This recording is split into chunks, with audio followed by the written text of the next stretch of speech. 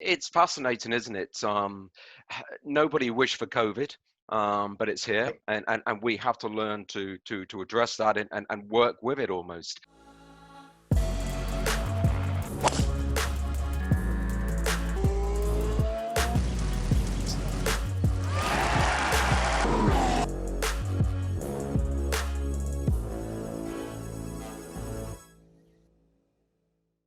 The one thing in golf is every shot has a consequence. And I guess our opportunity is how we kind of take that level of insight and intelligence and we determine for the fans what that consequence is. But you know and that probably comes as a surprise to many people because they don't necessarily associate golf with data. If there was one word that you would use to describe golf, what would it be? Precise.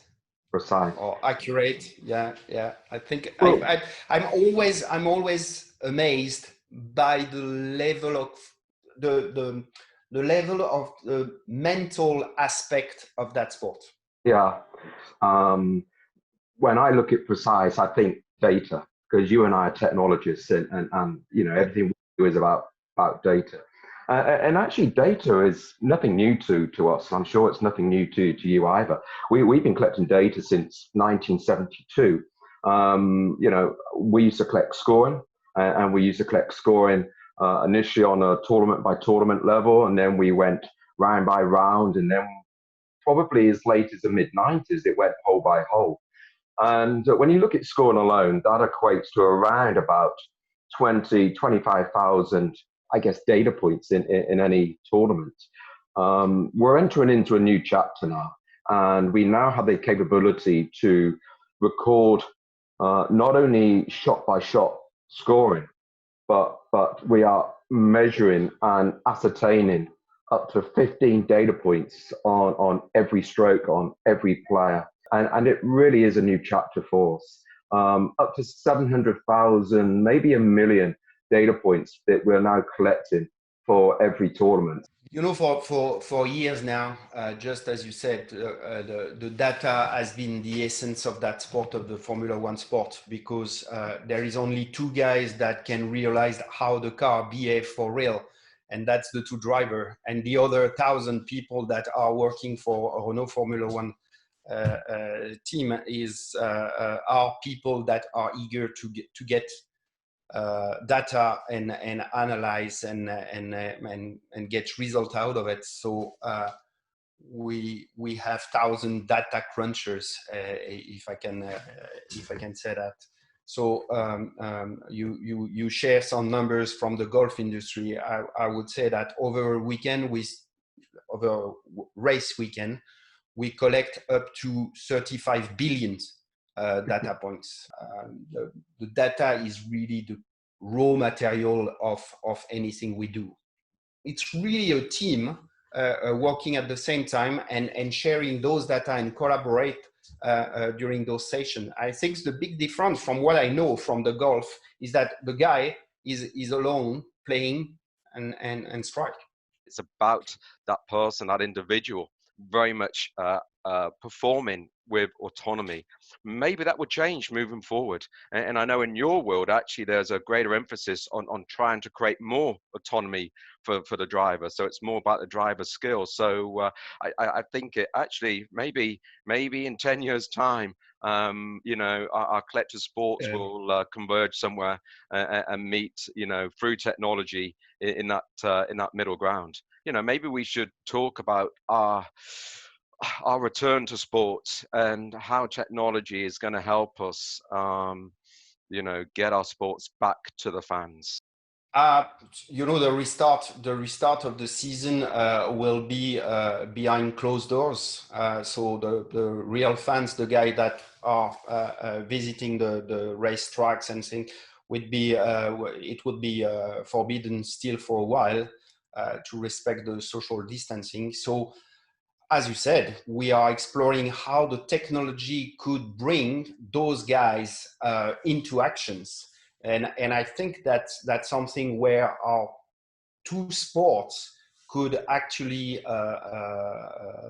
join and think a little bit how to make the experience for the fan really impressive using the technology. So for instance, in our case, we would like to use virtual reality and live connection with the garage to bring some of those fans or some of our partners into action when the car is back into the garage and the mechanics are setting up for the next session. So using the distant technology, it's actually about bringing people back into place to see what is behind the curtain. The days of players coming into offices and picking up bits of paper, you know, a course map, a yardage, tee times, etc., all that information will now be available online, and they will go to their app, to their player app, and they will